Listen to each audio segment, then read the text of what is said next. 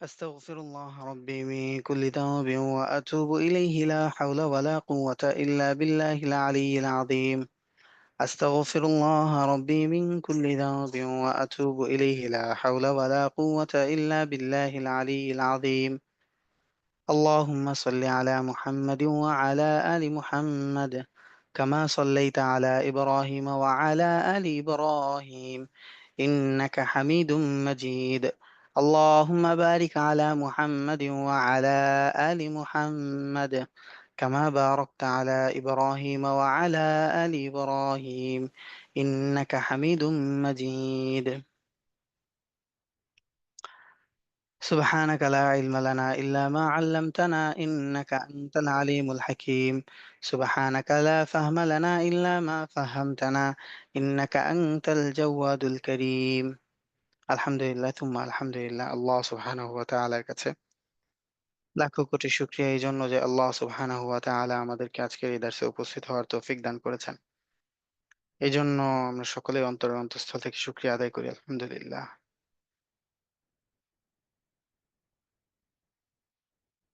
আজকে কি রাত ওস্তাজ? জুমা রাত। জুমা রাতে থেকেই হচ্ছে শুক্রবারের আমল শুরু হয়। তো দুরুদের আমলটা আমরা যেন এখন থেকে ইনশাল্লাহ শুরু করতে পারি। প্রত্যেক জুমা রাতেই যেন আমাদের এটা মনে পড়ে যে আগামীকালকের সবচেয়ে বড় প্রস্তুতিগুলোর মধ্যে থেকে একটা প্রস্তুতি হচ্ছে দুরুদের আমল সাল্লাল্লাহু আলাইহি ওয়াসাল্লাম। তো যে যত বেশি দুরুদ পড়তে পারবো এটা আমাদের জন্য তত বেশি সৌভাগ্য এবং সাআদাতের বিষয়। আল্লাহ তাআলা আমাদেরকে তৌফিক দান করেন। শুধু হাত তুলে রেখেছেন কি উদ্দেশ্যে? কো-হোস্ট করার জন্য।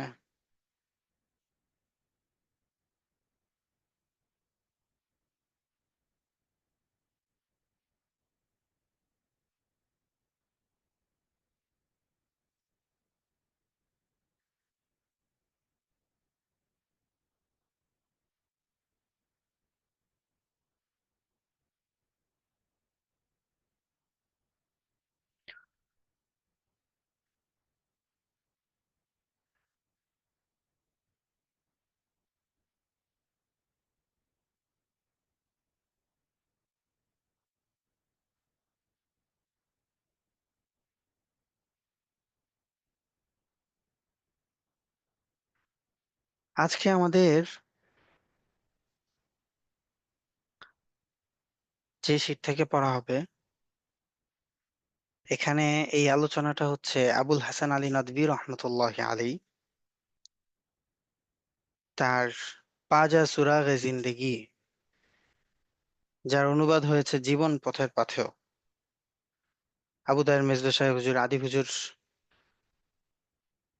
এই কিতাবটা অনুবাদ করেছেন এই নামে, জীবন পথের পাথেয়। অর্থটা আসলে সেরকমই যে অর্থটা আবুল হাসান আলী নদভী রহমতুল্লাহ আলী বাছাই করেছেন, পাজা সুরাগে জিন্দেগি। তো এই কিতাবের মধ্যে যে সকল বিষয়গুলো আলোচনা হয়েছে সবগুলো বিষয়ই আবুল হাসান আলী নদভী রহমতুল্লাহ আলী একজন আন্তর্জাতিক ব্যক্তিত্ব হওয়ার কারণে আবুল হাসান আলী নদভী রহমতুল্লাহ আলী এর আলোচনা এবং তার যে চিন্তার খোরাকগুলো এগুলো ব্যাপকভাবে সকল শ্রেণীর মানুষকে উপকৃত করে। তো সেই দৃষ্টিকোণ থেকে আমরা আমাদের সমাজকে যদি পরিবর্তন করতে চাই তাহলে আমাদের দ্বীনি যোগ্যতা বা দ্বীনি শিক্ষা ব্যবস্থাকে যে পরিবেশ পরিস্থিতিতে প্রতিষ্ঠিত করতে হবে তার একটা নমুনা বা সেই বিষয়গুলো আমাদের সামনে আবুল হাসান বীর রহমতুল্লাহ আলাই এখানে কিছু আলোচনা করেছেন, যে আলোচনাগুলো আজকে আমরা মোজাকারা করব। তো স্যার আপনাদের মধ্য থেকে পড়তে পারবেন এরকম কেউ আছেন কি?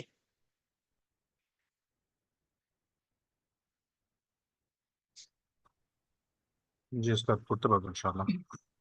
জি, শুরু করেন উস্তাদ।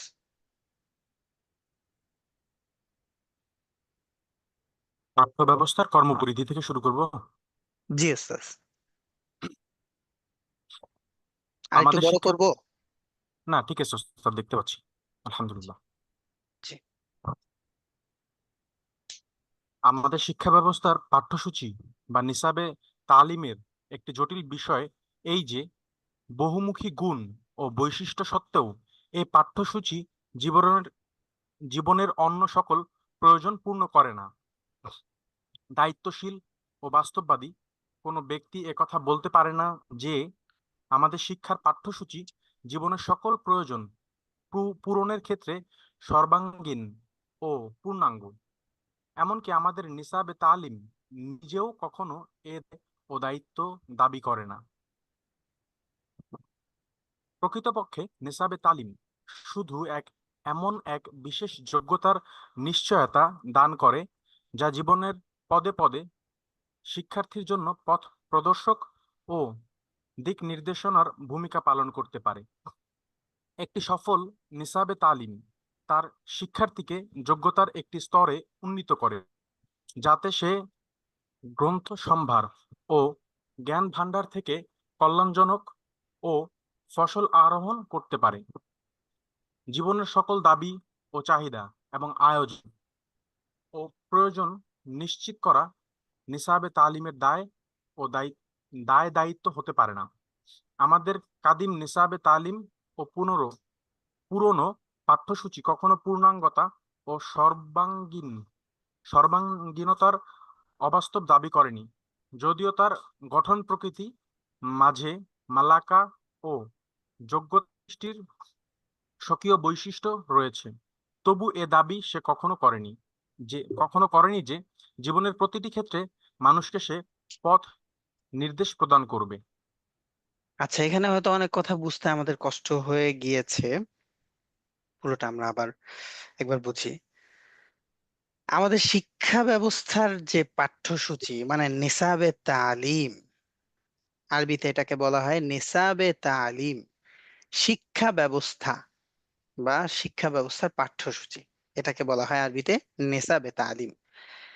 তো এখানে যে কথাটা বোঝানো মূলত উদ্দেশ্য, যে নেসাবে তালিম আসলে শিক্ষা ব্যবস্থা আসলে আমার জীবনের সব কিছুর মধ্যে পূর্ণাঙ্গতা এনে দেওয়ার জন্য মাধ্যম বটে, কিন্তু সে কিন্তু পূর্ণাঙ্গতা এনে দিতে পারে না। এটা একটা মাধ্যম বটে, কিন্তু সে পূর্ণাঙ্গতা এনে দিতে পারে না। বিষয়টা বুঝতে পারলাম? শিক্ষা ব্যবস্থা পাঠ্যসূচি এটা আমাদের জীবনের, আমাদের সব সফলতা বা আমাদের জীবনের পূর্ণাঙ্গতা আনার জন্য এটা একটা মাধ্যম বটে, কিন্তু এটা আমাদের জীবনের মধ্যে পূর্ণাঙ্গতা এনে দিতে পারে না। অর্থাৎ এটা নিজে এই যোগ্যতা রাখে না যে সে আহ, জীবনের মধ্যে পূর্ণাঙ্গতা, এই যোগ্যতা রাখে না এমন না, এই যোগ্যতা রাখে, যে কথা শেষে এসে আবুল হাসান আলী নদভী রহমতুল্লাহ আলাইহি বলতে চাচ্ছেন।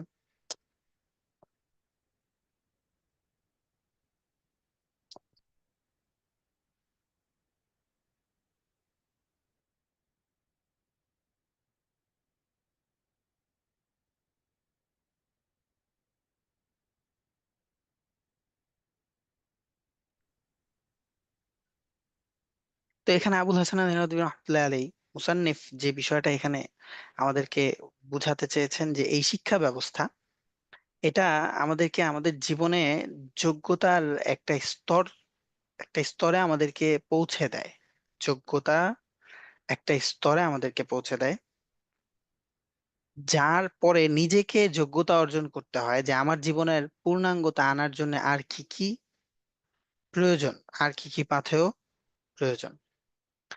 কিন্তু এই শিক্ষা ব্যবস্থা নেসাবে তালিম কখনো একথা দাবি করে না যে এই শিক্ষা ব্যবস্থাই হচ্ছে জীবনের সবকিছু। কিন্তু এখানে যে কথাটা তিনি বুঝাতে চেয়েছেন, এটা বুঝলে আমাদের জন্য অনেক বড় একটা বিষয় বোঝা সহজ হয়ে যাবে। যে আমাদের কদিম নেসাবে তালিম ও পুরনো পাঠ্যসূচি কখনো পূর্ণাঙ্গতা ও সর্বাঙ্গীনতার অবাস্তব দাবি করেনি, যদিও তার গঠন প্রণালীর গঠন প্রকৃতির মাঝে মালাকা, যোগ্যতা, মালাকা মানে ব্যক্তিত্ব, মালাকা মানে হচ্ছে যোগ্য ব্যক্তি বা ব্যক্তিত্ব। তো যোগ্যতা সৃষ্টির স্বকীয় বৈশিষ্ট্য রয়েছে, তবুও এ দাবি সে কখনো করেনি যে জীবনের প্রতিটি ক্ষেত্রে মানুষকে সে পথনির্দেশ প্রদান করবে। মানে এই শিক্ষা ব্যবস্থা এটা আমাদের জীবনের একেবারে সব, এটা শিক্ষা ব্যবস্থা কখনোই দাবি করেনি। কিন্তু শিক্ষা ব্যবস্থার এখানে শুধুই হচ্ছে এই যে কদিমে নেসাব বলার কথাটার দ্বারা এর যে বিষয়টা খাস হয়েছে আহ, সেটা হচ্ছে যে দ্বীনি ইলমের ক্ষেত্রে দ্বীনকে এখানে উল্লেখ করে বলা হচ্ছে যে এই যে দ্বীনি যে শিক্ষা ব্যবস্থা মাদ্রাসাগুলোর মধ্যে, এই শিক্ষা ব্যবস্থার মূল হচ্ছে কি জানেন? এই এত বছর পড়ালেখা করা হয় শুধু এই জন্য যে এই কোরআন এবং হাদিসকে যেন সে ভালোভাবে বুঝতে পারে, জানতে পারে। যত মাসআলা মাসাইল যা কিছু আছে এই সব কিছু এই কোরআন এবং হাদিস থেকেই কিন্তু এসেছে। উৎস হচ্ছে কোরআন এবং হাদিস। তো যখন কোরআন এবং হাদিস, হ্যাঁ, এটা মানে মাদ্রাসা শিক্ষা ব্যবস্থার, দ্বীনি শিক্ষা ব্যবস্থার মূল, যে এটাকে বোঝার জন্যই এই শিক্ষা ব্যবস্থা, তাহলে কিন্তু এই দৃষ্টিকোণ থেকে অবশ্যই আমরা এই কথা বলতে পারি যে হ্যাঁ, এই শিক্ষা ব্যবস্থাই আমাদের জীবনের সর্বাঙ্গীন বিষয়গুলোকেই হ্যাঁ, সে শেখাতে সক্ষম, বা সে জীবনের পূর্ণতা এনে দেওয়ার জন্য যে জ্ঞান দরকার সেটা আমাদের কাছে পৌঁছাতে সক্ষম। এই শিক্ষা ব্যবস্থা, পাঠ্যসূচি বা শিক্ষা ব্যবস্থা, সেটা কোন দৃষ্টিকোণ থেকে? এইভাবে যদি আমরা দেখি যে এই কোরআন এবং হাদিস থেকে আমরা আহ, মানে আল্লাহ রসুল সাল্লাহ আলিয়াল্লাম এ কথা বলেছেন যে জীবনের সব সমাধান হচ্ছে এই কোরআনের মধ্যে। আমরা যেটা প্রবাদ হিসেবেও বলি যে মানে এই ইসলাম হচ্ছে আমাদের জীবন ব্যবস্থার, ইসলাম হচ্ছে একটা জীবন ব্যবস্থার নাম। ইসলাম হচ্ছে পূর্ণাঙ্গ একটা জীবন ব্যবস্থার নাম, আমরা এভাবে যে বলি। তো এই ইসলাম এবং দিন পুরোটাই তো হচ্ছে কোরআন এবং হাদিস থেকে। তো এই কোরআন এবং হাদিস এটা যদি পূর্ণাঙ্গ জীবন ব্যবস্থা হয়ে থাকে, মানে ইসলাম যদি জীবন ব্যবস্থা হয়ে থাকে, অর্থাৎ কোরআন এবং হাদিস যদি জীবন ব্যবস্থা হয়ে থাকে, তাহলে এই কোরআন এবং হাদিসকে বোঝার জন্য যে পাঠ্যসূচিকে আমরা অবলম্বন করছি জ্ঞান অর্জন করার ক্ষেত্রে, এই পাঠ্যসূচি তো তাহলে আমাদের জীবনের মধ্যে পূর্ণাঙ্গতা এনে দিতে পারে। কিন্তু এটাই যে পূর্ণাঙ্গ জীবনের পূর্ণাঙ্গতা এনে দিবে এই কথা কিন্তু কখনোই এই পাঠ্যসূচি বলে না। এই কথা বলার একটা উদ্দেশ্য, বিশেষ বিশেষ একটা উদ্দেশ্য হচ্ছে সোহবত, এটা সামনে আসবে আলোচনা, এই আলোচনার ধারাবাহিকতাই। তো এই বিষয়গুলো এতটা হচ্ছে এভাবে বলার উদ্দেশ্য হচ্ছে আমরা হয়তো মাদ্রাসা ঘরানার এই কথাগুলো এখানে যে আলোচনা আছে, এই আলোচনার পুরো আলোচনাটাই কিন্তু এটা মাদ্রাসা ঘরানার একটা সব জায়গার একটা ইয়া থাকে না কথার, কি বলে এটাকে, এই যে উম মানে কথার ধাঁচ। তো এগুলো হচ্ছে মাদ একটা বিশেষ ঘরানা, মাদ্রাসা ঘরানার বিশেষ একটা ধাঁচে কথা বলা হচ্ছে, যেটা আমাদের হয়তো অনেক ক্ষেত্রে বুঝতে অসুবিধা হতে পারে। এই জন্য পুরো বিষয়টাই আমরা যেন বুঝতে পারি এইভাবে যেন আমাদের মুযাকারা করা। এরপরে সামনে চলেন উস্তাদ।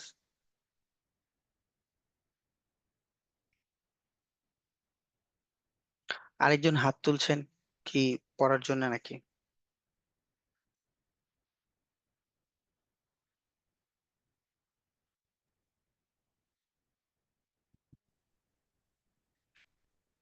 কি যেন পড়ছিলেন উস্তাদ?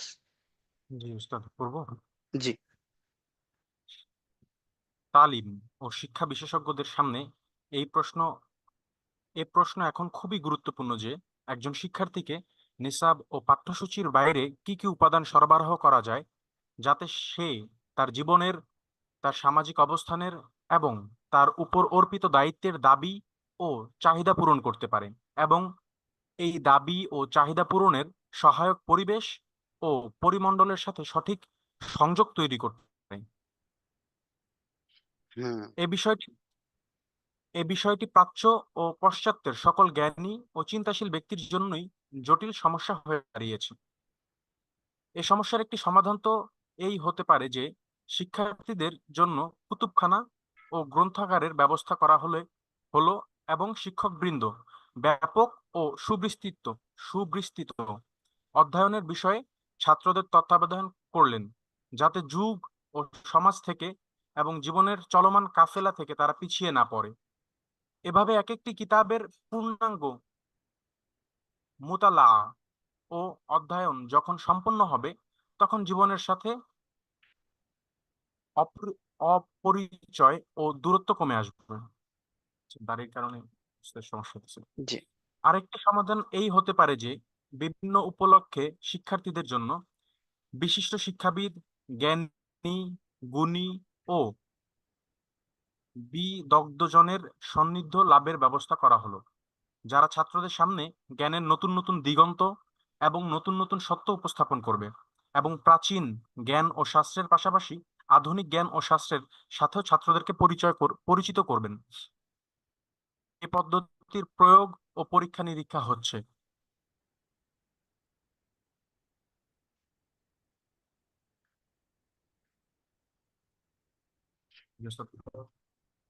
জি, এইটুকু শেষ করে ফেলেন।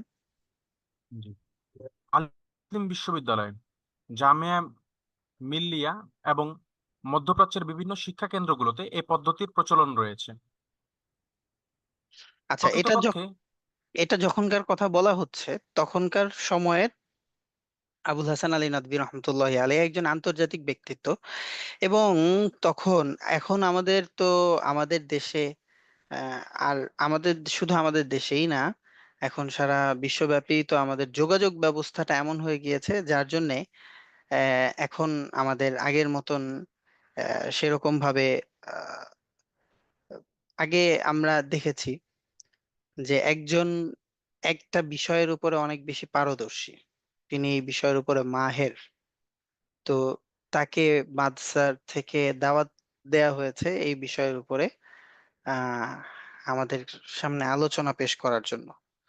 তো এর দ্বারা আমাদের এক একটা সাবজেক্ট, এক একটা বিষয়ের উপরে আস্তে আস্তে আস্তে আস্তে মালুমাত, জ্ঞান অর্জন হইতে থাকে, যেটা হচ্ছে বিশ্বের সাথে পরিচয়, সমাজের সাথে পরিচয়, এবং আমার জীবনের সাথে ঘনিষ্ঠ যে সকল পদ্ধতি, জীবন যাপনের যে সকল পদ্ধতিগুলো আছে, এই সকল পদ্ধতিগুলোর আহ এই সকল আহ, মানে জ্ঞানগুলোর সাথে আমার পরিচয় হতে থাকে। এবং এই পৃথিবীতে জীবনযাপন করার জন্য যে জ্ঞানের একটা বিস্তর বা জ্ঞানের একটা প্রসারণ দরকার, এটা ধীরে ধীরে বাড়তে থাকে। যত বেশি আমি জ্ঞান লব্ধ আলোচনা শুনবো, তাদের সাথে উঠা বসা করব, আমার তত বেশি জ্ঞানের প্রসার অনেক বেশি বাড়তে থাকবে। এই ক্ষেত্রে আমরা একটা সহজ উদাহরণ এখানে আলোচনা করতে পারি। আমাদের এই পাঠ্যসূচি আলোচনার ক্ষেত্রে এখানে উম আমাদের বিশ্ব সাহিত্য কেন্দ্রের আবু সাইদ আব্দুল্লাহ সাহেব, তার লেখা কোনো একটা বইয়ের মধ্যে একটা উদাহরণ পড়েছিলাম। উদাহরণটা হচ্ছে এরকম যে আমাকে কোনো একটা ঘরের মধ্যে একটা হাতুড়ি দিয়ে আর একটা দেয়াল ভাঙার জন্য যে শ্রেণী আছে আর কি, অর্থাৎ আমাকে একটা হাতুড়ি, একটা যন্ত্র দেওয়া হলো একটা ঘরের মধ্যে, এবং আমাকে বলা হলো এখান থেকে বাহিরের দৃশ্য কেমন এটা আপনি আমাকে বলেন। তো ওই ঘরের, যে ঘরে আমাকে রাখা হলো, এই ঘরের সব দিক দিয়ে বন্ধ, কোনো দিক দিয়ে কোনো খোলা নেই, সব দিক দিয়ে বন্ধ। তো আমি কি করলাম, একদিক থেকে একটা ইট খোলার চেষ্টা করলাম। তো সেই ইটটা যখন আমি খুলে সেখান থেকে বাহিরের দৃশ্য দেখলাম, আমি দেখতে পারলাম এখান থেকে দেখা যাচ্ছে একটা বড় মাঠ আছে। এই মাঠের ওই পাশে কিছুটা জমিনের অংশ দেখা যায়, চাষবাস হচ্ছে এরকম টাইপের। আর ওখানে অল্প কিছু আহ লোকজন, কৃষক বা তাদেরকে দেখা যাচ্ছে মাঠে হয়তো ফসল রাখছে, এরকম এখান থেকে এইটুকু দৃশ্য দেখা যাচ্ছে যে গ্রামের একটা পাশ। তো যখন আমি এটাকে এই একটা ইট খসেছি, পুরো ঘরের মধ্য থেকে একটা ইট মাত্র আমি খুলে এখান থেকে একটা দৃশ্যের বর্ণনা করেছি। এখান থেকে আমি আরো কয়েকটা ইট খুললাম। কয়েকটা ইট খোলার পরে আমি এখান থেকে যে দৃশ্যের বর্ণনাটা করছি সেটা হচ্ছে এরকম যে এখান থেকে আগে যেটা দেখেছিলাম যে একটা মাঠ, এরপরে আহ এরকম ফসলের কিছুটা জমি দেখা যাচ্ছে, কিন্তু এরপরে দেখলাম ফসলের বিরাট এক জমি, মানে বিরাট এক, এটাকে বড় বড় মঠ বলে আর কি, বিরাট, শুধু এখানে ফসলই হয়। তো এই মাঠের পরে যে বিরাট মঠ, ওই মঠের পরে আবার দেখা যাচ্ছে ওই পাশ দিয়ে নদী, আর ওই নদী থাকার কারণে এই দিক থেকে এত সুন্দর করে মানে ফসলের বিরাট মঠ হতে পেরেছে, এখান থেকে পানি মানুষ সংগ্রহ করতে পারে এরকম। আর গ্রামের এটা হচ্ছে খুব সুন্দর উপকণ্ঠ একটা জায়গা, এই দিক থেকে গ্রামের ঢাল অপর পাশে সব দেখা যাচ্ছে, ওই দিক থেকে গ্রামের স্কুল টিস্কুল সব দেখা যাচ্ছে, মানুষজন যাওয়া আসা করতেছে, গ্রামের পুরো একটা চিত্র আপনার সামনে চলে এলো। কিভাবে? যখন আপনি এখান থেকে অনেক বড় একটা অংশ খুলে ফেলেছেন দেয়ালের, মানে আপনার সামনে যে প্রতিবন্ধকতা ছিল একটা দৃশ্যকে দেখার জন্য, একটা বাস্তবতাকে বোঝার জন্য, সেই প্রতিবন্ধকতার উদ্ঘাটনটা আপনি অল্প অল্প করে যত বাড়াবেন তত বেশি আপনার কাছে সেই বাস্তবতা বা আপনার সামনে যে আপনি যে দৃশ্যটাকে দেখতে চাচ্ছেন, আহ জীবনের যে বাস্তবতা, আসল সত্য, সেই সত্যের দৃশ্যগুলো আপনার সামনে আস্তে আস্তে আস্তে আস্তে ফুটে উঠতে থাকবে। তো আমাদের জীবন পরিচালনার জন্য আসলে, জীবন ধারণের জন্য, জীবন যাপনের জন্য এই জীবনের একটা স্বচ্ছ ধারণা আমাদের সামনে থাকা জরুরি। এটাকে বলে হচ্ছে যে এই দৃষ্টিকোণ, দৃষ্টিভঙ্গি। আমি যখন আমার দৃষ্টিভঙ্গিকে ধীরে ধীরে প্রসারিত করতে পারবো, তখন আমি পৃথিবীতে আহ, একজন মানুষ যে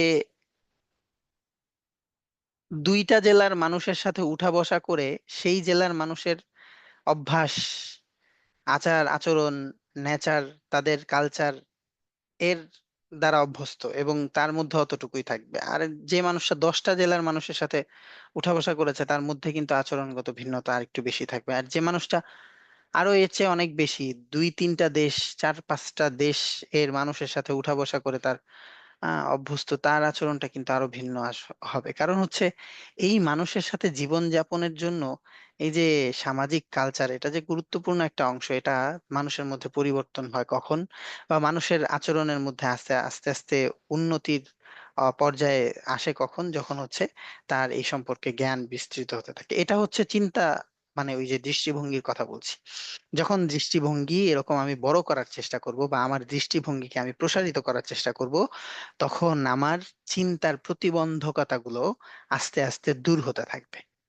তো এই জন্য এই শিক্ষা ব্যবস্থা হচ্ছে আমাদের জীবনের অনেক অনেক অনেক গুরুত্বপূর্ণ একটা অংশ, যা আবুল হাসান আলী নাদভী রহমতুল্লাহ আলী এখানে কিছুটা আলোচনা, সাবলীল আলোচনার ভঙ্গিতেও যদি, মানে ভঙ্গিমায় যদিও পেশ করেছেন, কিন্তু এর দাবি সেই সময়ে এবং পরবর্তী আজকেও আমরা অনুভব করছি যে এর দাবি এবং চাহিদা 100-তে 100 ভাগ। যেই বিষয়টা তিনি আমাদের কাছে বোঝাতে এবং শিখাতে চেয়েছেন, দেখেন এখানে যে আঙ্গিকে এখানে লিখা বা উপস্থাপন করা হয়েছে, এর আগেও আমরা আমাদের দার্সে আলোচনা করেছি যে এগুলো হচ্ছে যদিও মাদ্রাসার ভঙ্গিমাতে বা ওই ধাঁচে এখানে আলোচনা করা হয়েছে, কিন্তু এই আলোচনার বিষয়বস্তুগুলো আমাদের একজন মুমিন এর জিন্দেগিতে স- পরিপূর্ণ, মানে সমানভাবে এটা আমাদের জিন্দেগিতেও প্রয়োজন। তো এই জন্য হচ্ছে এই বিষয়গুলো আমাদের মোজাকারা করা অত্যন্ত জরুরি। তো দেখেন এই শিক্ষা ব্যবস্থা, পাঠ্যসূচি, সিলেবাসের বিষয়ে আহ আমাদের দেশের হিসাব আর বাহিরের হিসাবটা দেখেন। আহ ধরেন জাপানের কোনো একটা ছেলে, সে তার 10 বছর বয়সে যতটুকু জ্ঞান অর্জন করতে পারে, আমাদের দেশের 10 বছর বয়সের একটা বাচ্চাকে যদি কম্পেয়ার করেন, তাহলে আমরা দেখবো আসলে তখন বুঝতে পারবো আমাদের দেশের শিক্ষা ব্যবস্থা। অবশ্য আমরা কম বেশ অনেকেই হয়তো জানি, যেহেতু মিডিয়ার সাথে আমাদের পরিচয় বা জানাশোনা আছে। আর মিডিয়ার চেয়েও বড় কথা হচ্ছে বাস্তবতা আমাদের সামনে। বর্তমান সময়ে আমাদের দেশের সিলেবাস বা শিক্ষা ব্যবস্থা, আমি আহ, শুধু কোনো একটা শিক্ষা ব্যবস্থাকে মানে কেন্দ্র করে বলছি না, আমাদের মাদ্রাসা শিক্ষা ব্যবস্থা বলেন এবং মানে জাগতিক ব্রিটিশ সিলেবাসের কথা বলেন, ব্রিটিশ শিক্ষা ব্যবস্থার কথা বলেন, সব শিক্ষা ব্যবস্থার মধ্যেই যে ব্যাপক পরিমাণে একটা পরিবর্তনের চাহিদা আমরা অনুভব করছি, যে আমাদের সামাজিক জীবনের সব চাহিদাগুলো পূরণ করার জন্য যে জ্ঞান আমাদের প্রয়োজন, তা কি আমরা এই যতগুলো শিক্ষা ব্যবস্থা আছে আমাদের দেশের মধ্যে সবগুলো শিক্ষা ব্যবস্থা দিয়ে পূরণ করতে পারছি কিনা? কিন্তু এটা আমাদের জীবনের একটা মানবীয়, মানে মানুষ হিসেবে আমাদের জন্য কয়টা জিনিস দেশের নাগরিক হিসেবে অত্যাবশ্যকীয় প্রয়োজন? একজন মানুষের জন্য নাগরিক হিসেবে কয়টা জিনিস অত্যাবশ্যক প্রয়োজন? স্যার, 5টা মৌলিক অধিকার। হ্যাঁ, 5টি মৌলিক অধিকার। 5টি মৌলিক অধিকার হচ্ছে, এর মধ্যে একটা হচ্ছে শিক্ষা ব্যবস্থা, তাই না? জি আচ্ছা, কিন্তু গোটা ওয়ার্ল্ড ইকোনমিক যে রোল হচ্ছে, এই রোল হওয়ার ক্ষেত্রে শিক্ষা একটা ব্যবসা প্রতিষ্ঠান হিসেবে গোটা বিশ্বের মধ্যে, মানে অর্থনীতির অঙ্গনের মধ্যে এই শিক্ষা ব্যবস্থাকে ব্যবসা প্রতিষ্ঠান হিসেবে ধরা হয়। তো দেখেন, যদি যেখানে আসলে আহ শিক্ষাকে ব্যবসার, আচ্ছা যাই হোক, ওই আলোচনাটা পরে, আমাদের এখানে এই সম্পূর্ণ আলোচনা আমরা বুঝতে পারবো, আলাদাভাবে এটা বলার কোনো জরুরত নাই। তো এখানে এই শিক্ষা ব্যবস্থা, শিক্ষা ব্যবস্থার মধ্যে যদি আমাদের পরিবর্তন আসে, আহ নদওয়ার কথা বলি, দারুল উলুম নদওয়া একটা আলোচনা করলে আমাদের জন্য অন্যগুলো বোঝাও সহজ। দারুল উলুম নদওয়াতুল উলামা, যেখানে আবুল হাসান আলী নদভী রহমতুল্লাহ আলাই ছিলেন, সেখানে একটা ছাত্র যখন সে সেখান থেকে দারুল উলুম নদওয়াতুল উলামা থেকে আবুল হাসান আলী নদভী রহমতুল্লাহ আলাই সান্নিধ্যপ্রাপ্ত যে সকল আসাতিজায়ে কেরাম, আমরা তাদের সাহচর্য পেয়েছি বা আমরা তাদেরকে চিনি, আমাদের বাংলাদেশের মধ্যে থেকেও হচ্ছে আমরা ওবায়দুর রহমান খান নদভী রহিমাহুল্লাহ তাকে চিনি, কম বেশ সবাই চিনি। তার মতন একজন ব্যক্তিত্ব, যার চিন্তায় আসলে চিন্তা ভাবনা এবং তার রুচি অভিরুচি আমাদেরকে অনেক বেশি, আমরা তার এই ইলম থেকে অনেক বেশি ফায়দা গ্রহণ করেছি, উপকৃত হয়েছে আলহামদুলিল্লাহ। তো আবুল হাসান আলী নদভী রহমতুল্লাহ আলাই যে শিক্ষা প্রতিষ্ঠান দারুল উলুম নদওয়াতুল উলামা এটা এখনো আছে, সেই শিক্ষা প্রতিষ্ঠানের সিলেবাস এটাকে বা শিক্ষা ব্যবস্থাকে এমন ভাবে সাজানো হয়েছিল, একটা ছেলে বা একটা বাচ্চা, সে ছোটবেলা থেকে এমন ভাবে গড়ে উঠবে যে তার যখন বয়স থাকবে 20 বছর, সেই সময় সে তার কর্মজীবনের মধ্যে পদার্পণ করবে। এবং এই কর্মজীবনে পদার্পণ করার জন্য তার যে আহ একা একা চলার, নিজে নিজে চলার যে যোগ্যতা প্রয়োজন, আমরা আসলে সবাই যে উপার্জন করি, এই উপার্জন কিসের মাধ্যমে করি? কেউ তো হচ্ছে শ্রম, গায়ের শ্রম, এর দ্বারা আমরা উপার্জন করি, এটা উপার্জনের একটা মাধ্যম। এই মাধ্যম ছাড়া আমাদের বিপুল সংখ্যক মানুষ, আমরা কিন্তু আমাদের যোগ্যতা দিয়ে উপার্জন করি। সেটা আখেরাতি নিয়তের কারণে সেটা আখেরাত কেন্দ্রিক হয়, আবার নিয়তের কারণে দুনিয়া কেন্দ্রিক হয়। কিন্তু আমরা যে জীবনযাপনের ক্ষেত্রে যে বিষয়টার মাধ্যমে আমরা আমাদের রুজি রোজগারের ফিকির করি, এর মধ্যে একটা মাধ্যম হচ্ছে এটা যে আমাদের সমাজের মধ্যে বিপুল পরিমাণ মানুষ, আমরা আমাদের যোগ্যতার মাধ্যমে, যোগ্যতার দিয়ে অর্থ উপার্জন করি বা আমাদের জীবিকার নির্বাহ করার চেষ্টা করি। তো এই যে এই যোগ্যতা, এটা কিসের মাধ্যমে আসে? এই শিক্ষা ব্যবস্থা, এই শিক্ষা ব্যবস্থার মধ্যে যদি আমার জীবন চলার জন্যে, আমার জীবন চলার জন্যে আমার প্রত্যেকটা বিষয়, আমার বাবা মায়ের সাথে কেমন আচরণ হওয়া, মানে আমার পারিবারিক দিক, তারপর একটা তো হচ্ছে এই শিক্ষাগত যোগ্যতা দ্বারা যেটা হয় যে আমার শিক্ষাগত যোগ্যতা শিক্ষাগত যোগ্যতাই, আর পারিবারিক বিষয়টা হচ্ছে ভিন্ন, যে পারিবারিক বিষয়ের ক্ষেত্রে পারিবারিক শিক্ষা কি, এখানে কি কি থাকতে পারে। এই পাঠ্যসূচির মধ্যে যদি আমার পারিবারিক শিক্ষাটাও থাকে, যেমন আহ আমার মাদ্রাসার শিক্ষা ব্যবস্থার সাথে সাথে এই পারিবারিক শিক্ষা ব্যবস্থা, এই সব বিষয় সম্পর্কে আমাদের সমাজের মধ্যে যারা অনেক প্রবীণ এই সব বিষয় সম্পর্কে জ্ঞান রাখেন, তারা আমাদের সামনে পরিবারের যেই অঙ্গনগুলো আমাদের জীবনে সব সময় প্রয়োজন এবং কোরআন হাদিস আমাদেরকে শিখিয়েছে বা যেভাবে নিদর্শন করেছে, সেই সকল বিষয় সম্পর্কে যদি আলোচনা করা হয় এবং এটা যদি আমি প্রায় প্রায় শুনতে থাকি, তাহলে আমার এই শিক্ষা ব্যবস্থার মধ্য দিয়ে, মানে আমাদের মাদ্রাসা জীবনে যেটা হয় যে 20 বছর বয়স হিসাবে একটা ছেলে বের হয়ে আসতে আসতে সে তখন শিক্ষা জীবনে এই পারিবারিক জীবনে তার জীবনটা কেমন হবে, সেটা সম্পর্কেও তার আলহামদুলিল্লাহ ধারণা আছে। তার সামাজিক জীবনটা কেমন হবে, সামাজিক জীবনের মধ্যে তার কোন কোন বিষয়গুলো কাজে লাগবে, এটা সম্পর্কেও তার ধারণা আছে আলহামদুলিল্লাহ। এবং সেই ক্ষেত্রে কেমন ধারণা, যে এটা পরিপূর্ণভাবে এই জ্ঞানটা আখেরাত কেন্দ্রিক, মানে আখেরাত ইলম, আখেরাতের ইলম, দুনিয়ার ইলম না শুধু।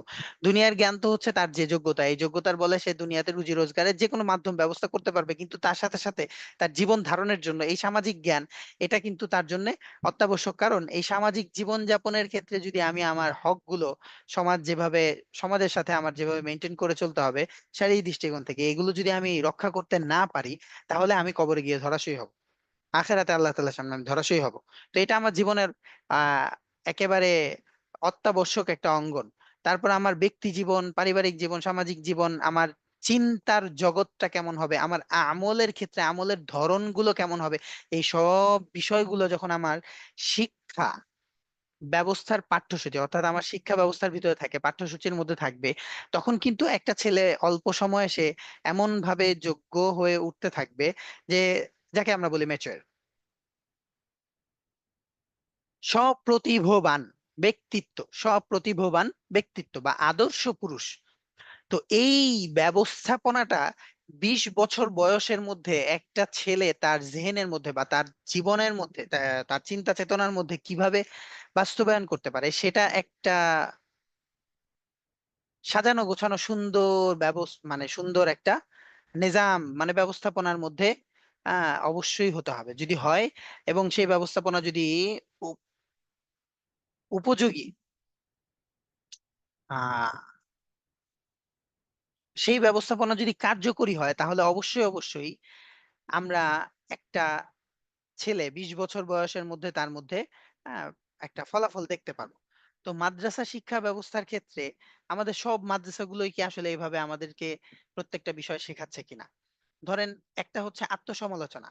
আমরা অনেক সময় এই কথাগুলো বলতে চাই না এই জন্য যে আমরা নিজেরাও বুঝি না যে আত্মসমালোচনা কি জিনিস। এখন এখানে আমাদের সমাজের মধ্যে শিক্ষা ব্যবস্থার ক্ষেত্রে অনেক বড় একটা দৈন্যতা আমরা যেটা অনুভব করি, সেটা হচ্ছে আমাদের নারীদের জন্য শিক্ষা ব্যবস্থা। আমাদের নারীদের জন্য শিক্ষা ব্যবস্থা, এটা দিনী দৃষ্টিকোণ থেকে বলতেছি। বলেন তো, আপনি ব্রিটিশ সিলেবাসের মধ্যে পড়ালেখা করার পর আপনি যদি বলেন যে একজন নারী পরিপূর্ণভাবে পুরোপুরি ইলম, মানে শরীয়তের উপর চলতে পারবে, এটা কি আসলে হবে কিনা? এটা সিস্টেম আছে? এই কোনো এরকম কোনো ওয়ে আছে? অথচ যেখানে আমাদের শুধু আল্লাহ রাসূল সাল্লাল্লাহু আলাইহি সাল্লাম থেকে নিয়ে সাহাবায়ে কেরাম রাদিয়াল্লাহু তাআলা আনহুম আজমাইন সহ সালাফদের জীবনীতে যেখানে পাওয়া যায় যে ওই সমাজগুলোই ওই সমাজগুলোই দ্বীন এবং ইসলামকে পরিপূর্ণভাবে সমাজের মধ্যে মানুষের কাছে উপস্থাপন করতে পেরেছে, যেই সমাজের মধ্যে নারীরা দ্বীনের সবচেয়ে বড় সহযোগী হয়েছে। বুঝতে পেরেছেন ওস্তাদ? জি আলহামদুলিল্লাহ। মানুষের চরিত্রের উন্নতি এবং উৎকর্ষ সাধন করতে পারে একজন নারীর সহযোগিতার মাধ্যমে, এবং মানুষ পৃথিবীর মধ্যে সবচাইতে জঘন্য এবং নিকৃষ্ট অমানুষের পরিচয় প্রকাশ করতে পারে একজন নারীর কারণে। তো যেটা শরীয়ত আমাদেরকে স্পষ্টভাবে আমাদের জীবন ব্যবস্থার মধ্যে দেখিয়েছে, শিখিয়েছে, এবং হাতে ধরে আল্লাহ রাসূল আমাদের জীবন যাপন, জীবন প্রণালী, জীবন ধারণের ব্যবস্থাপনাকে দেখিয়েছে বা শিখিয়েছেন। তো এই যে নারী শিক্ষা ব্যবস্থা কেন বললাম, ব্রিটিশ সিলেবাসের কথা তো এখানে আসবেই না, মাদ্রাসা শিক্ষা ব্যবস্থা দেখেন। আবার বলছি, আত্মসমালোচনা কি এটা কিন্তু আগে বোঝা দরকার। এই কথাগুলো আমাদের ঘরের বাইরে যেন আর কখনো না যায়। আর যদি আমার ঘরের বাইরে যায়, তা আর এমন যদি হয় যে আমার আসলে মন কাঁদে না এই জন্য, তাহলে বুঝতে হবে আমার আমার আত্মপরিচয় সম্পর্কে আমি হয়তো জানি না, বা আমার আত্মপরিচয়ের যে ঘাটতি, এই ঘাটতিকে আমি নিজেই লাঞ্ছনা বা অবজ্ঞা করি।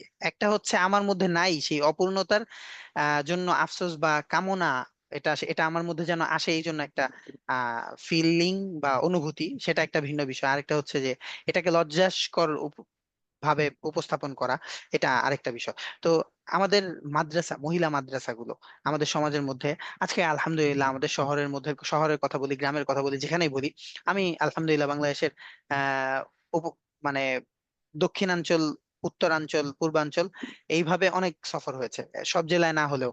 তো কালচারের দিক থেকে বা সামাজিক অবস্থার দিক থেকে আমি দেখেছি আলহামদুলিল্লাহ আমাদের সমাজগুলোর মধ্যে মানুষ ভালোবাসে বলে, প্রিয় বলে, এই সমাজগুলোর মধ্যে মাদ্রাসার শিক্ষা ব্যবস্থা, গ্রামের মধ্যেও মহিলা মাদ্রাসা শিক্ষা ব্যবস্থা অনেক, আলহামদুলিল্লাহ, আমাদের শহরের মধ্যেও আলহামদুলিল্লাহ, আলহামদুলিল্লাহ সুম্মা আলহামদুলিল্লাহ। কিন্তু এই অনেক হওয়ার পরও আমরা কি আমাদের সমাজের যে কাঙ্ক্ষিত যে চাওয়াটা, যে পাওয়াটা, এটা কি আসলে যে চাওয়াটা সেটা পাচ্ছি, বা যে পাওয়াটা সেটা কি আসলে চেয়েছি? না এটা ওস্তাদ জি। এর সাথে কিন্তু আমাদের একটা মিল নেই, সংযোগ নেই। তো বাস্তবতার মিলটা আসলে কোথায়? তো এই শিক্ষা ব্যবস্থার মধ্যে পরিবর্তন আসা, এটা কাদের কাজ, বা এই দায়িত্বটা কার? ডেফিনেটলি নীতি নির্ধারকদের। হ্যাঁ, হ্যাঁ, অবশ্যই নীতি নির্ধারকদের, তা ঠিক আছে, কিন্তু দেখেন, নীতি নির্ধারকদেরকেই আজকে কারা তৈরি করে দিয়েছে, বা আজকে নীতি নির্ধারকদের পদগুলোকে কারা নির্বাচন করে দিয়েছে? আমাদের বর্তমান সামাজিক অবস্থা, ডেমোক্রেটিক এই পলিসির মধ্যে দিয়ে আমরা যেটা বুঝি, মানুষই তো করে দিচ্ছে। জি জনগণ ওস্তাদ। যখন দাবি করতেছে তখন বলতেছে হ্যাঁ ঠিক আছে এটা এভাবে হোক, জনগণ যখন দাবি করতেছে না তখন এটা হচ্ছে না। তো আমরা যখন এটা বিষয়ে একটা উদ্যোগ নিব, যে আমাদের শিক্ষা ব্যবস্থা যেন এভাবে সুন্দর একটা শিক্ষা ব্যবস্থার বা শিক্ষা মানের দিকে আসে, তখন কিন্তু এটা আস্তে আস্তে আস্তে আস্তে পরিবর্তন হবে। আমি আসলে মাদ্রাসা শিক্ষা ব্যবস্থাকে সরকারি ব্যবস্থাপনার দিকে নিয়ে যাওয়ার জন্য এভাবে বলছি না, বরং আমাদের নিজেদের অভ্যন্তরীণ চেষ্টা, আগেই বলছিলাম আত্মসমালোচনা, এটা আমরা নিজেরা যে চলার চেষ্টা করি। এই মাদ্রাসাগুলো কেন হয়েছে? যেন প্রত্যেকটা নারী, যেন প্রত্যেকটা আল্লাহ তাআলার বান্দি, সে পরিপূর্ণভাবে আল্লাহ তাআলার বান্দির মতন আল্লাহ তাআলার সামনে নিজেকে পেশ করতে পারে, সেই জীবন ব্যবস্থাকে শেখানোর জন্যই কিন্তু হয়েছে। কিন্তু ক্ষেত্র বিশেষে আমাদের সহযোগিতার মানে শূন্যতা, আমাদের সহযোগিতা শূন্যতার জন্য এই মাদ্রাসাগুলো বা এই শিক্ষা ব্যবস্থাগুলো আর অনেক দূর আগাতে চেয়েও কিন্তু আগাতে পারেনি। তো এই অপূর্ণতাগুলোতে আমাদেরকেই এগিয়ে আসতে হবে, এবং এই ব্যবস্থাপনাগুলোতে আমাদের আমাদের পক্ষ থেকে আমাদের যোগ্যতা অনুযায়ী যে সকল পরিবর্তনগুলো করা সম্ভব, সেই সকল পরিবর্তন করার জন্য আমাদেরকে প্রচেষ্টা করা। আর এই বর্তমান সময়ে আসলে শিক্ষা ব্যবস্থার ক্ষেত্রে এটাও খুব জরুরি, যে আমরা আমাদের যে সমাজের যে একটা ফ্লো তৈরি হয়েছে এখন, এই ফ্লো হিসেবে আসলে আহ আমরা যদি কেউ চাই পরিপূর্ণভাবে যে আমি আমার ছেলেকে দুনিয়াবি শিক্ষা, জেনারেল শিক্ষার দিক থেকে তাকে সর্বোচ্চটুকু এবং আহ উন্নত আহ যুগ চাহিদার প্রয়োজন মেটাতে পারে এমন শিক্ষা ব্যবস্থায় আলহামদুলিল্লাহ তাকে আমি শিক্ষিত করব, সেটা ঘরের বা আমার নিজের তত্ত্বাবধানে। আমি বলতে চাচ্ছিলাম আসলে হোম স্কুলিং এর বিষয়ে, যে আমি চাইলে আমার সন্তানকে এরকম যোগ্য করে তুলতে পারি। আর এটা নারীদের জন্য হোম স্কুলিংটা যদি আমরা ঘরে ঘরে নিজেরা বা আমাদের এলাকাগুলোর মধ্যে আমরা নিজেরা ফিকির করে ব্যবস্থা করতে পারি, এবং সেটা যদি ওলামায়ে কেরামের মাধ্যমে হয়। হোম স্কুলিং ওলামায়ে কেরামের মাধ্যমে পরিচালনা করা কোনো অসম্ভব কিছুই না। আমাদের ওলামায়ে কেরাম আলহামদুলিল্লাহ করে দেখাচ্ছেন বিভিন্ন জায়গায়। তো আমরা এখন আমাদের পক্ষ থেকে চেষ্টা করে আমাদের সমাজকে পরিবর্তন করার জন্য, আমরা যখন চাহিদাকে পেশ করব, তখন এই চাহিদা পূরণের জন্য যে সঞ্চারক বা মুহাররিক, এগুলোকে আন্দোলনকারী যারা আছে, মানে এগুলোকে পরিচালনা যারা করবেন, তাদেরকে আলহা এমনিতেই দেখবেন যে পরিচালনার অবস্থানগুলোতে ইনশাল্লাহ আমরা খুঁজে পাবো। তো এই জন্য আমাদের চাহিদাগুলোকে আগে, প্রয়োজনগুলোকে আগে পূরণ করার জন্য আমাদের চিন্তায়, আমাদের কার- কার- কার্যকলাপের মধ্যে এগুলোকে বাস্তবায়ন করতে হবে। তো এই জন্য ওস্তাদ, আস্তে আস্তে আস্তে আস্তে আমাদেরকে এই চেষ্টাটুকু করা, যে সমাজের মধ্যে আমরা যেন এমন একটা আহ সমাজ তৈরি করতে পারি, যে সমাজ আমাদের আহ আল্লাহ আল্লাহ তাআলার রেজামান্দি ওয়ালা। আর সেটা কিভাবে হতে পারে? এই শিক্ষা ব্যবস্থার মধ্য দিয়ে। এখানে এমন কোনো বিষয় না যে দুনিয়াবী শিক্ষা শিক্ষিত করা যাবে না, আবার এমনও কথা না যে শুধু আখেরাতের শিক্ষাই শিক্ষিত করতে হবে। তো দুইটাকে সমন্বয় করেই আমাদের সালাফদের, আশরাফ আলী থানভী রহমতুল্লাহ আলী, তিনি একজন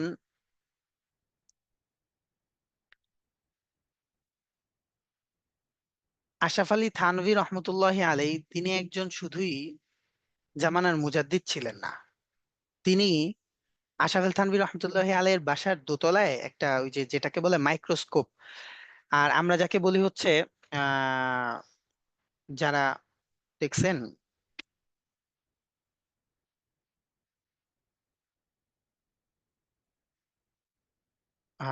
সহজ বিষয়টাকে ভুলে গেছি ওস্তাদ, মানে যারা নক্ষত্র নিয়ে গবেষণা করে তাদেরকে বলা হয় হচ্ছে অ্যাস্ট্রোনট। অ্যাস্ট্রোনমার। জাযাকুমুল্লাহ, অ্যাস্ট্রোনমার। আশরাফ আলী থানভী রহমতুল্লাহ আলাই একজন অ্যাস্ট্রোনমার ছিলেন। এই জিন্দিগির কথা আশরাফ আলী থানভী রহমতুল্লাহ আলাই অ্যাস্ট্রোনমার, মানে তার এই জীবনটার কথা আমরা কয়জন জানি? তিনি কিন্তু জামানার মুজাদ্দিদ ছিলেন। একজনের পক্ষে এটা হওয়া কিভাবে পসিবল হলো, কিভাবে সম্ভব হলো? এই শিক্ষা ব্যবস্থা, যে শিক্ষা ব্যবস্থায় তারা আমাদেরকে শিক্ষিত করছে, এটা ইসলাম থেকে ধার নেওয়া ছাড়া আর কি। কিন্তু আমরা আমাদের শিক্ষা ব্যবস্থাকে শুধু একটু আমাদের চেষ্টা প্রচেষ্টার কারণেই ঠিক সেই পর্যায়ে পৃথিবীতে উপস্থাপন করতে পারিনি। তো আল্লাহ তাআলা আমাদেরকে আহ তৌফিক দান করেন। তো চলেন ওস্তাদ, শিক্ষা ব্যবস্থা বিষয়ে আশা করি এই আলোচনাগুলোর দ্বারা বা এই মুজাকারাগুলোর দ্বারা আমরা বুঝতে পেরেছি যে আমাদের আসলে প্রয়োজন বা আমাদের উচিত এবং আমাদের ভাবার দরকার কিভাবে। দেখেন, এখানে শিক্ষা ব্যবস্থার সাথে সম্পৃক্ত আরো গুরুত্বপূর্ণ যে ব্যবস্থা বিষয়গুলো সেগুলো আমি এখান থেকে পড়ি। প্রকৃতপক্ষে এটা খুব প্রশংসনীয় বিষয় যে বিভিন্ন জ্ঞান ও শাস্ত্রের বিশিষ্ট ও বিদগ্ধ ব্যক্তিগণ এখানে এসে নিজেদের ভাষণ ও বক্তৃতা ও প্রবন্ধ ও গবেষণাপত্রের মাধ্যমে তাদের চিন্তার সার নির্যাস আপনাদের সামনে পেশ করবেন। আর আপনারাও তাদের মজলিসে শরিক হয়ে তাদের সান্নিধ্য দ্বারা উপকৃত হবেন। কোনো জ্ঞান ও শাস্ত্রের সহজাত রুচি তখনই সৃষ্টি হয়, খুব ভালো করে কথাটা বোঝেন, কোনো জ্ঞান ও শাস্ত্রের সহজাত রুচি তখনই সৃষ্টি হয় যখন জ্ঞানী ও গুণীদের মজলিসে আসা যাওয়া হয় এবং তাদের সঙ্গে অন্তরঙ্গ সম্পর্ক তৈরি হয়, অর্থাৎ সোহবত। এরপর মানুষ খুব সামান্য জ্ঞান দ্বারাও অনেক বেশি কাজ নিতে পারে। কিন্তু এই স্বভাব যোগ্যতা ও সহজাত রুচি তখনই তৈরি হবে যখন জ্ঞানী গুণীদের বিভিন্ন মজলিসে আপনি শরীক হবেন এবং তাদের নিকট সান্নিধ্য লাভ করবেন, তাদের সোহবত গ্রহণ করবেন। এসব কথা নিগূঢ় রহস্য শুধু তারাই উপলব্ধি করতে পারবেন যারা আল্লামা শিবলি নোমানী ও সৈয়দ সুলাইমান নদভী রহমতুল্লাহ আলাই এর মজলিসে শরীক হয়েছেন। দেখেন, আবুল হাসান আলী নদভী রহমতুল্লাহ আলাই তিনি একজন ইসলামিক স্কলার, চিন্তাশীল ব্যক্তিত্ব ছিলেন। তো বিশিষ্ট চিন্তাবিদ ইসলামিক আবুল হাসান আলী নদভী রহমতুল্লাহ আলাই মিশর সম্পর্কে, আরব সম্পর্কে, মধ্যপ্রাচ্য সম্পর্কে, এই বাংলাদেশ সম্পর্কে এবং মিয়ানমার সম্পর্কে কিছু ভবিষ্যৎবাণী করে গিয়েছিলেন। সেই ভবিষ্যৎবাণীগুলো পরবর্তী সময়ে প্রকৃতপক্ষেই আবুল হাসান আলী নদভী রহমতুল্লাহ আলের কথার মতন করে বাস্তবায়িত হয়েছে। মানে তিনি কোনো এমন কথা বলেন নাই যে পরবর্তীতে এরকম, মানে যে ঘটনা ঘটবে ওই ঘটনার কথা বলেন নাই, মানে যেটাকে বলে হচ্ছে হ্যাঁ গায়েবের কথা বলেছেন, এরকম কিছু বলেন নাই, বরং মানুষের জীবন পদ্ধতির সাথে দিন এবং শরীয়ত যা চায়, এই চাওয়ার সাথে মানুষের জীবন পদ্ধতির সাথে এবং তাদের চেষ্টার দিকটা আসলে কোনটা, তারা কি আসলে ইসলামের মতন করে চায় নাকি তাদের বর্তমান বাস্তব জীবন যেভাবে দুনিয়াবী জীবন যেভাবে চলতেছে দুনিয়ার জীবনটা চলার জন্যই যে পদ্ধতি এটাকেই চায়। এই সার্বিক বিষয়গুলোকে সমন্বয় করে কিছু কথা বলে গিয়েছেন যে বাংলাদেশের অবস্থা একসময় এমন হবে যে বাংলাদেশের আবুল হাসান আলী নদভী রহমতুল্লাহ আলাই একটা কথা বলে গিয়েছিলেন যে বাংলাদেশের ওলামায়ে কেরাম আর বাংলাদেশের আওয়াম, অর্থাৎ আম এবং খাস, এই দুই শ্রেণীর মধ্যে, এটাকে আম এবং খাস এইভাবে বলেছেন, মানে এই দৃষ্টিকোণ থেকে বলেছেন যে যারা দ্বীনের জ্ঞান অর্জন করেছেন তারা তারা হচ্ছেন বিশেষ জ্ঞান, বিশেষ ব্যক্তি, বিশেষ জ্ঞানের অধিকারী।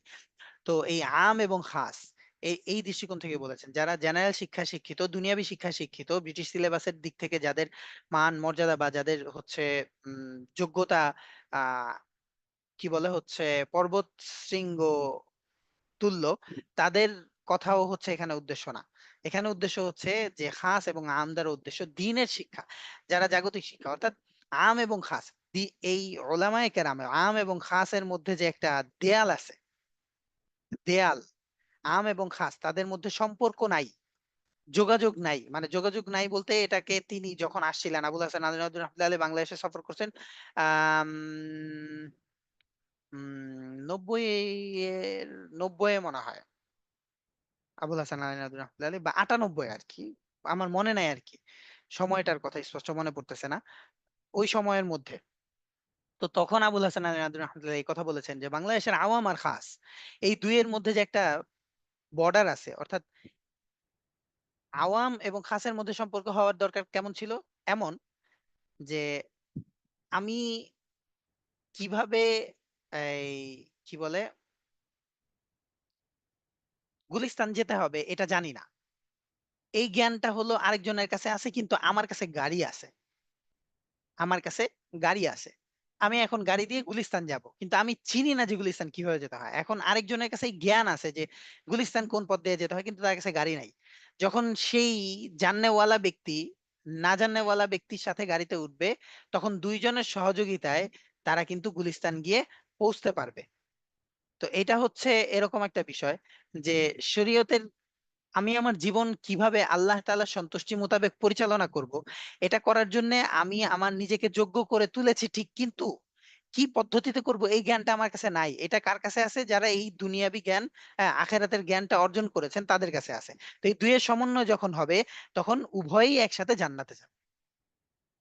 এটা হচ্ছে সমাজের বাস্তবতার একটা রূপ হওয়ার দরকার ছিল বা কথা ছিল। তো সেটা যখন এরকম নাই, এর মধ্যে কি বিচ্যুতি বা ত্রুটিগুলো আছে এবং এই ত্রুটি বিচ্যুতিগুলোর কারণে ভবিষ্যতের অবস্থাটা কি হতে পারে, সেই রকম একটা ভবিষ্যৎবাণী আবুল হাসান আলী নাদভী রহমতুল্লাহি আলাই দিয়ে গিয়েছেন অনেকগুলো জায়গার ব্যাপারে, এবং সেগুলো বাস্তবায়ন হয়েছে ঠিক সেভাবে। মিয়ানমার এখন আলাদা। আজকে আগে এক সময় আরাকান বলতো মানুষ, এখন আরাকানও বলে না, এখন মিয়ানমার বলে। অথচ মিয়ানমারের মানুষগুলোর কথা আগেই বলে গিয়েছিল। এবং কোন মানুষগুলোর কথা বলে গিয়েছিল? যারা মুসলিম। এবং মিয়ানমারের এই নির্যাতিত ব্যক্তি যারা, তারা কিন্তু 100 ভাগের মধ্যে 90 ভাগই মুসলিম। ঠিক বাংলাদেশের কথাও এরকম ভাবে বলে গেছিল যে বাংলাদেশের আওয়াম এক সময়, খাওয়াজকে দেখেন, এই যে আমাদের এই দার্সের মধ্যে কিন্তু আলোচনা, এই সমালোচনা, আত্মসমালোচনামূলক যে কথাগুলো হবে, এগুলো কিন্তু যেন কখনোই এমন না হয় ওস্তাজ যে আমরা এগুলোকে অপাত্রে কখনো কেউ ব্যবহার করেছি, এমন যেন কখনো না হয়। একটা সময় এমন হবে যে বাংলাদেশের আওয়াম এবং খাওয়াস দুইয়ের মধ্যে এমন হবে যে আওয়াম খাওয়াসের কলার ধরবে যে কেমনে চলতে হবে এটা দেখা। ঠিক সেরকম পরিস্থিতির কিছু কিছু নমুনা আমরা আমাদের সমাজের মধ্যে দেখে ফেলেছি। এবং তখন মানুষ এমন হবে যে আসলে প্রকৃতপক্ষে জীবনের আহ মানে আল্লাহ তাআলার সন্তুষ্টি কোন পথে, এটা না বোঝার কারণে এমন হবে যে তখন মানুষ গোমরাহির চূড়ান্ত পর্যায়ে পৌঁছায় যাবে। এখন বলেন তো কতগুলা মানুষ আছে, মানে আমরা একটা শ্রেণীর বিষয়ে আলোচনা করি, ধরেন হচ্ছে আমরা যারা দেখি দুনিয়াদার, খালেস দুনিয়াদার যাদেরকে বলা যায়, তো তারা কয়জন এই কথাটা চিন্তা করে যে আসলে আমাদের একজন আলেমের সাথে বা কোরআন হাদিসের জ্ঞান রাখেন এমন একজন ব্যক্তির সাথে আমাদের সম্পর্ক রেখে চলা দরকার বিভিন্ন বিষয়ে পরামর্শের জন্য, আমার আমার নিজের বিষয়ের জন্য, আমার স্ত্রীর জন্য, আমার পরিবারের জন্য। অথচ জীবনযাপন করার ক্ষেত্রে আমাদের কত মাসআলা মাসাইল, কত বিষয় আমাদের জীবনের সামনে আসে, কত মুহূর্ত, কত সিচুয়েশন আমাদের সামনে আসে, যেগুলো হচ্ছে আমি শরীয়তের জ্ঞান না থাকার কারণে কখনো কখনো পেরেশান হয়ে যাই। আবার কখনো কখনো এমন হয় যে আমার জীবন এমন ফ্লোতে চলতে থাকে যেটা হারাম একটা গতিতে চলতেছে, বা আল্লাহ তাআলার রেজা মান্দির বিরোধী, বিপরীতে চলতেছে। তো এই সব কিছুর কিভাবে হয়? এই সব কিছুর মানে এই সব কিছু হওয়ার পিছনে যে কারণ, সেটা হচ্ছে যে আমাদের এই এই আলোচনাগুলো কোত্থেকে এলো ওস্তাদ? আমরা এখন যে আলোচনাগুলো করলাম মাত্র, আবুল হাসান আলী নদী রহমতুল্লাহ আলাইহির কথা থেকে এখানে এসেছিলাম। আবুল হাসান আলী নদী রহমতুল্লাহ আলাইহি এমন একজন ব্যক্তিত্ব যিনি তার চিন্তা চেতনাটা হচ্ছে একরকম। তার যখন লেখাগুলো পড়বো আমরা তখন বুঝতে পারবো যে তার চিন্তা চেতনার ধরন একরকম। আবার দেখেন আব্দুল মাজেদ দরিয়াবাদী রাহিমাহুল্লাহ, তিনি তাফসিরে মাজিদি লিখেছেন। তিনি একজন রাজনৈতিক ব্যক্তিত্ব, মানে তিনি একজন জেনারেল ব্যাকগ্রাউন্ড থেকে ফিরে আসা একজন ব্যক্তিত্ব ছিলেন। ঠিক আবুল হাসান আলী নদভী রহমতুল্লাহ আলী এমনই ছিলেন যে মাদ্রাসা ঘরানায় বড় হওয়া সত্ত্বেও তিনি তার মাদ্রাসা জীবনে এই দুনিয়ার শিক্ষা ব্যবস্থাগুলোকে এবং দুনিয়ার এই বিষয়গুলোকে এমন ভাবে শিখেছেন তার পারিবারিক জীবনেই এবং শিক্ষা জীবনের মধ্যেই, যে তিনি এই পৃথিবী পরিচালনা অর্থাৎ বিশ্ব রাজনীতির সাথে জীবন, আমাদের ব্যক্তি জীবন, বিশ্ব ব্যবস্থা, ব্যক্তি জীবন এবং আল্লাহ তাআলার মানসা, এইসব কিছুকে সমন্বয় করে উম্মতের সামনে, উম্মতের পরবর্তী প্রজন্মের জন্য শত শত খোরাক আমাদের সামনে রেখে গিয়েছেন। আবুল হাসান আলী নদভী রহমতুল্লাহ আলাই এমন একজন ব্যক্তিত্ব ছিলেন। তো আব্দুল মাজিদ দরিয়াবাদী রহমতুল্লাহ আলী, তিনিও একজন জেনারেল ব্যাকগ্রাউন্ড থেকে ফিরে আসা একজন ব্যক্তিত্ব ছিলেন, যিনি রাজনীতি রাজনৈতিক ব্যক্তিত্ব ছিলেন। রাজনৈতিক ব্যক্তিত্ব বলতে রাজনৈতিক বিশ্লেষণের বা রাজনৈতিক জ্ঞানের দিক থেকে তিনি ইসলামের সামঞ্জস্যতার দিক থেকে তার মতামত এবং তার যে সকল আলোচনা, সেগুলো অসাধারণ অসাধারণ।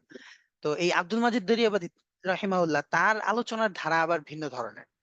তো এই যে এক একজনের জ্ঞান, এক একজনের রুচি অভিরুচি, এগুলো ভিন্ন ধরনের। তো এটাকে বোঝার জন্য আমরা আরেকটা সহজ উদাহরণ এইভাবে ধরতে পারি, যার দ্বারা আমরা আজকের পুরো দার্সের সারাংশর আহ, একটা অংশ বুঝতে পারবো যে আসলে জ্ঞানের ধারক বাহক তারা প্রত্যেকে এক একজন এক একটা ফুলের মতন। জ্ঞানের ধারক বাহক তারা প্রত্যেকেই এক একজন এক একটা ফুলের মতন, যার যে এক একটা ফুলের ঘ্রাণ এক এক রকম। বেলি ফুলের ঘ্রাণ একরকম, কামিনী ফুলের ঘ্রাণ একরকম, রজনীগন্ধার ঘ্রাণ একরকম, এরকম ভাবে গোলাপ ফুলের ঘ্রাণ একরকম। তো এই যে এক এক ফুলের ঘ্রাণ এক এক রকম, কিন্তু এই সবগুলো ফুলকে এক ক্যাটাগরিতে মানে সবগুলো ফুল মানে সবগুলো হচ্ছে ইলমের ধারক বাহক। তো এই যে যারা প্রকৃত ইলমের ধারক বাহক, হ্যাঁ, জ্ঞানের অধিকারী, তাদের সংস্পর্শে সান্নিধ্যে যখন আমি যাব, তখন আমি আমার জীবনের মধ্যে এই শিক্ষা ব্যবস্থার যে আহ, প্রায়োগিক যে বিষয় বা আমার জীবনের প্রত্যেকটা অঙ্গনকে পরিচালনার জন্য যে ব্যবস্থাপনাগুলো বা এই সমন্বয় যে বিষয়টা, এটা হচ্ছে এই জ্ঞানী ব্যক্তিদের সোহবত, সাহচর্য, তাদের আলোচনা, এগুলো শোনার দ্বারা, তাদের সোহবতে যাওয়ার দ্বারা, তাদের সাথে পরামর্শ করার দ্বারাই হচ্ছে এগুলো আমি জানতে পারবো। আর সেই জন্য হচ্ছে এই শিক্ষা ব্যবস্থার গুরুত্ব অপরিসীম আমাদের জীবনের মধ্যে, যেটা আমাদেরকে এমন ভাবে তৈরি করা দরকার যেটা আমাদের দুনিয়াবী জীবন এবং আখেরাতের জীবন উভয়কে সম সমানভাবে সমন্বয় করে দিতে পারে।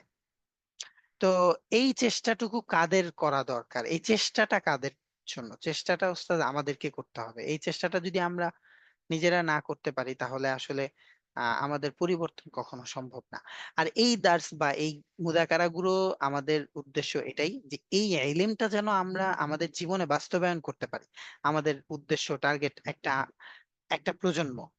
আমাদের এই যে আইওএম এর একটা ক্ষুদ্র প্রচেষ্টা, যে আমরা এই এই চেষ্টার দ্বারা এমন কিছু ব্যক্তিত্ব তৈরি করব, যে ব্যক্তিত্ব ভবিষ্যতের প্রজন্মের রাহবারদের জনক হবে, জননী হবে, এবং ভবিষ্যতের প্রজন্ম হবে। এখানে আলহামদুলিল্লাহ আমরা যারা আছি, হতে পারে আল্লাহ তাআলা আমাদেরকে ভবিষ্যতের প্রজন্মের এমন রাহবার বানাবেন। ওস্তাজ, সরকার হওয়া তো সবার মাকসাদ না। মানে সরকার কি সবার হইতে হবে নাকি? মন্ত্রী কি সবার হইতে হবে নাকি? কিন্তু ব্যক্তিত্ব, আমার প্রত্যেক ব্যক্তির দিক থেকে ব্যক্তিত্ব, এমন ব্যক্তিত্ব হওয়া যেটা হচ্ছে আদর্শবান, এটা তো সবার জন্যই লাজেম নাকি? এটা তো সবার কামনা বা সবার চাহিদা। তো এই ব্যক্তিত্ব গঠনের দিক থেকে আমাদের একটা প্রচেষ্টা, যেমন কিছু ব্যক্তিত্ব তৈরি হবে যারা হবে আগামী প্রজন্মের জন্য রাহবার, এবং চিন্তা চেতনার দিক থেকে তারা উম্মতকে, প্রজন্মকে এভাবে তারা লিড করে যাবে। আল্লাহ তাআলা আমাদেরকে আহ উম্মতের জন্য সদকায়ে জারিয়া হিসেবে এরকম খেদমত কিছু করার তৌফিক আল্লাহ তাআলা আমাদেরকে দান করেন। তো ওস্তাদ, আজকে আমাদের দেশের আলোচ্য বিষয় এই মূলত এইগুলোই, যেগুলো আমরা মুযাকারা করলাম। এই সামনের আলোচনাগুলো আমরা ইনশাল্লাহ পড়লে বুঝতে পারবো। তো বাকি শীটের আলোচনাটুকু আমরা ইনশাল্লাহ সবাই ভালো করে পড়ে নিব। তো আজকের মতো ওস্তাদ আমাদের দার্স এই পর্যন্তই। যদি ওস্তাদ আমাদের কারো কোনো বিষয় জানার থাকে, তাহলে অল্প সময়ের মধ্যে আমরা প্রশ্ন করতে পারি। আজকে আমাদের দার্সে যতটুকু আলোচনা হলো, আল্লাহ তাআলা পরিপূর্ণভাবে আমাদেরকে আমল করার তৌফিক দান করেন।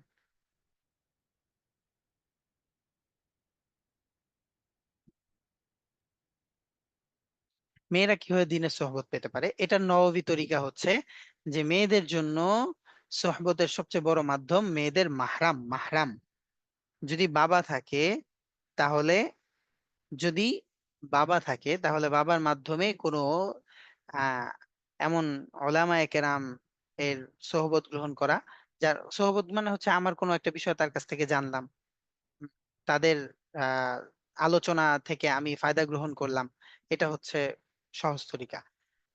মাহরাম এর মাধ্যমে, যদি স্বামী থাকে স্বামীর মাধ্যমে, বাবা থাকলে বাবার মাধ্যমে তাদের কাছ থেকে ফায়দা গ্রহণ করা। আর পড়ালেখা, এটা অনেক বড় একটা সোহবত। এই যে ধরেন আহ আমি ধরেন এখন হিমু পড়তেছি, আপনি হিমু পড়ে শেষ করেন, পুরো ভলিউম শেষ করেন, দেখবেন মোটামুটি আমি এটা এক্সপিরিয়েন্সড সবারটাতেই। আনিসুল হকের, তারপর হচ্ছে এই ওই যে কি বলে শামসুর রহমানের, তারপর হুমায়ুন আজাদের আশ্চর্যজনক প্রভাব নিজেদের মধ্যে পড়ে ব্যক্তির লেখনির দ্বারা। তো আমরা যাদের সোহবত গ্রহণ করতে চাই, যেমন আমরা জুলফিকার আহমদ নাকশবন্দি, আমাদের উপমহাদেশের মধ্যে আল্লাহ তাআলা তাকে এমন একজন, বর্তমান সময়ের জন্য এমন একজন ব্যক্তি আল্লাহ তাআলা আমাদের জন্য নেয়ামত হিসেবে দিয়েছেন। তো আমরা যারা তাকে পছন্দ করি তার বইগুলো পড়ি, আবুল হাসান আলী রহমতুল্লাহ আলাইহি তার বইগুলো পড়ি, আমরা যারা আশরাফ আলী থানভী রহমতুল্লাহ আলাইহিকে পছন্দ করি তার বইগুলো পড়ি। আপনাদেরকে আমার একটা বিশেষভাবে অনুরোধ থাকবে, আপনারা জাকারিয়া কান্দলভী রাহিমাহুল্লাহর বইগুলো অবশ্যই পড়বেন, বিশেষত ফাজাইলে আমল, ফাজাইলে সাদাকাত এবং জাকারিয়া কান্দলভী রহমতুল্লাহ আলাইহির লেখা অনেক কিতাব আছে, সেই সকল কিতাবগুলো পড়বেন, আবুল হাসান আলী রহমতুল্লাহ আলাইহির কিতাবগুলো পড়বেন। এবং আমাদের বর্তমান সময়ে আমাদের বাংলাদেশের লেখক যারা আছেন তাদের তো অবশ্যই পড়বেন, বা বাংলাদেশের লেখকদের মধ্যে থেকে যারা আমাদের আলহামদুলিল্লাহ জেনারেল ঘরোয়ার অনেক ভাইরা যারা দাওয়াতের মাহালের মধ্যে লেখনির মাধ্যমে বিভিন্ন দাওয়াতের কাজ করতেছেন আলহামদুলিল্লাহ, তাদের বিভিন্ন টপিকের উপরে সমসাময়িক বিষয়গুলোর উপরে আহ দিনকে সমন্বয় করে যে সকল লিখিত মানে পাঠ্য বইগুলো আছে অবশ্যই সেগুলো পড়বেন। কিন্তু সোহবতের দৃষ্টিকোণ থেকে কোনো বুজুর্গের বুজুর্গের লেখনী পড়বে না, তাকে উসমানী সাহেব হুজুরের ইসলাহি কুতুবাত পড়েন, তাহলে তাদের রুহানি সোহবত অর্জন করতে পারবো। এটা হচ্ছে বোনদের জন্য খুব জরুরি। তারপর হচ্ছে উম,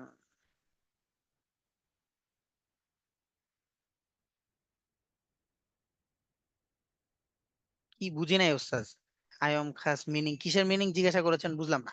আমাদের তো মাহরাম নন মাহরাম প্র্যাকটিসিং।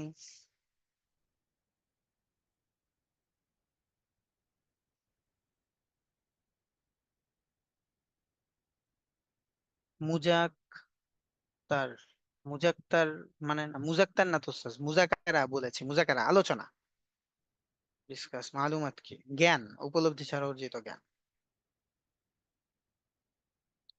মেয়েদের ঘরের বাইরে তালিমে যাওয়া উচিত যদি পরিপূর্ণভাবে শরঈ পর্দার কোনো খেলাফ হবে না এমন যদি হয়, তাহলে যাওয়া অবশ্যই উচিত। ওস্তাজ মেয়েরা ঘরের ভিতরে কিভাবে পর্দা মেনটেন করবে? ঘরের ভিতরে তো ওস্তাজ মেয়েদের পর্দা মেনটেন করার মানে ঘরের ভিতরে বাস যারা মাহরাম তাদের সাথে দেখা দিবে না, এবং এমন পরিবেশের মধ্যে থাকবে, বারান্দা জানালা এইগুলো যেন এমন থাকে বা এমন ভাবে চলাফেরা করবে যেখান থেকে আমাকে বাহিরের কেউ দেখতে পারে, এটা হবে না এমন। মাহরাম কেউ তো কেউ জানে না, তখন কি করব? আমি এমন কোন মাহরাম তৈরি করার চেষ্টা করব। ইনাইল্লাহ, এটা কেউ যখন নাই তখন তো অবশ্যই আমাকে তৈরি করতেই হবে এরকম, না হলে আমার স্বামীকে তৈরি করতে হবে, স্বামীকে বুঝাইতে হবে, দিন বুঝান, না হলে বাবাকে বুঝাইতে হবে। উস্তাদ এমন যদি হয় যে আমার বসবাসের পরিবেশ আমার বিপরীত সহ,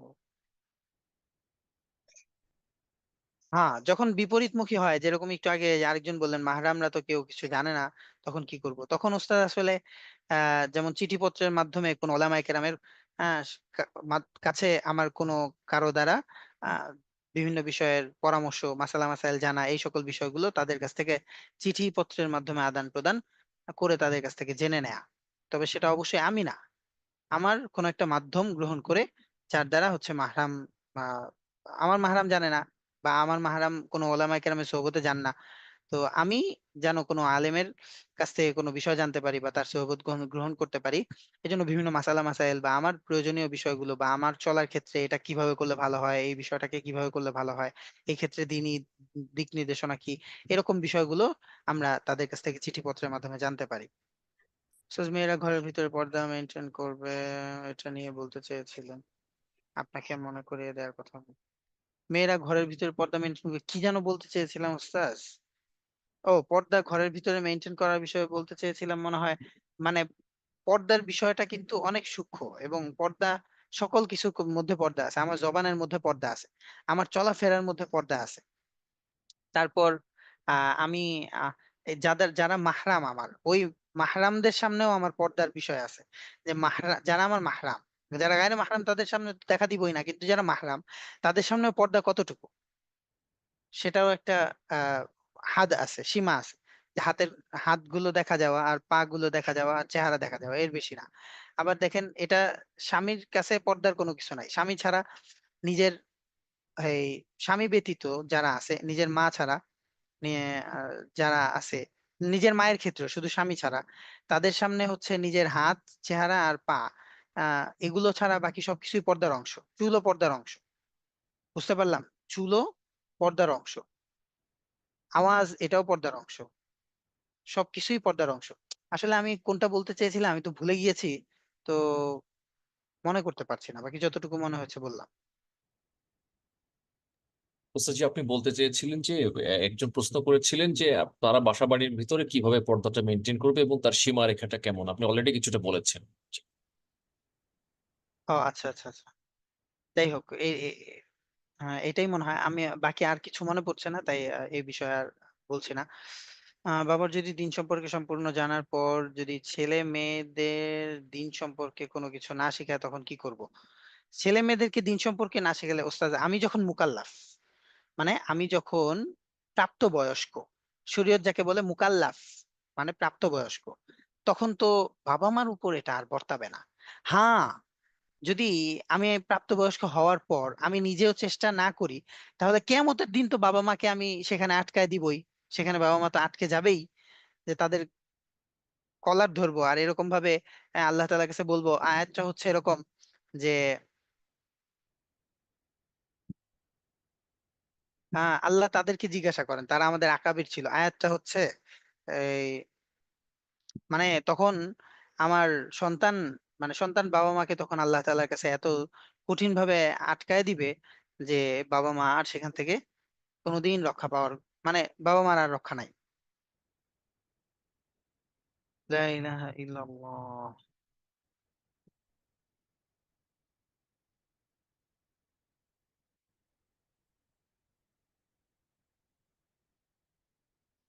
অনলাইন হোম স্কুলিং এর ব্যবস্থার জন্য আপনারা আইওএম এর জন্য দোয়া করেন। আমাদের IOM online home home schooling এর ফিকির করছে আলহামদুলিল্লাহ। এটা যেন খুব দ্রুতই আমরা আম, তৈয়ার করে ফেলতে পারি, এই জন্য আপনাদের দোয়ার দরখাস্ত।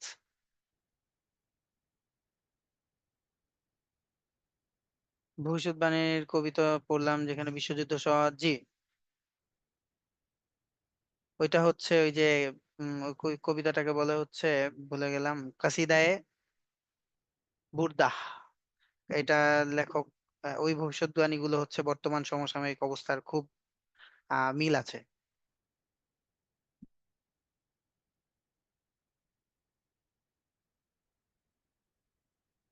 মাহরামদের সামনে কতটুকু পর্দা করতে হবে? ও আচ্ছা, বলেছি ওস্তাদ।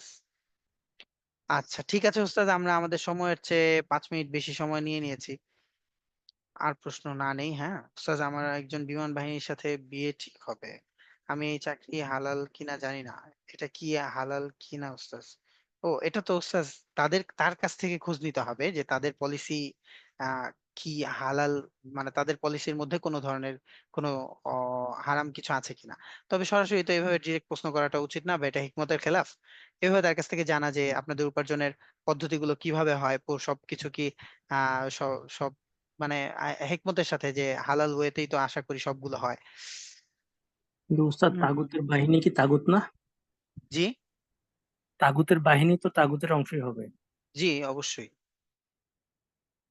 তাগুত তো অবশ্যই, তাগুতের বাহিনীও তাগুত হবে। ও আচ্ছা, আপনি কি ওই ইয়ার কথা বলতেছেন? বিমান বিমানের চাকরির কথা বলতেছেন? তাগুতের বাহিনী তাগুত হবে তা ঠিক, কিন্তু চাকরির দৃষ্টিকোণ থেকে এখানে মাসালা ভিন্ন। আমাদের জীবন ধারণের জন্য যদি আমি সরকারি কোনো চাকরি করি, সেক্ষেত্রে চাকরি করার এজাজত আছে, কিন্তু চাকরির ভিতরে এমন কোনো যদি পলিসি থেকে থাকে যে পলিসির সাথে আমার চুক্তিবদ্ধ হওয়া, মানে আমার মানে আমি চুক্তিবদ্ধ, যেটা শরীয়তের বিপরীত, তাহলে সেই ক্ষেত্রে ওস্তাদ এই চাকরির শরীয়ত বৈধতা দেয় না, বা এই চাকরি করার ইজাজত নাই। কিন্তু প্রশাসন তো আলাদা, এটা তো প্রশাসন, বিমান বাহিনী প্রশাসন না, সরকারি হ্যাঁ, আইনের হ্যাঁ প্রশাসন, কিন্তু ওই যে বললাম ভিতরে সরকারি চাকরি জীবন ধারণের জন্য শরীয়তের যেটা নীতি, জীবন ধারণের জন্য সরকারি চাকরি করার এজাজত আছে। কিন্তু যদি এই চাকরির ভিতরে আমি যেই সকল চুক্তিগুলোর সাথে আবদ্ধ, সেখানে যদি এমন কোনো পলিসি থেকে থেকে থাকে যেটা হারাম, তাহলে বাস, সরকারি চাকরি হোক এটা বেসরকারি চাকরি হোক, সেটা এজাজত নাই। আমি তো ইসলাম বিরোধী এখানে তো ক্ষেত্রে।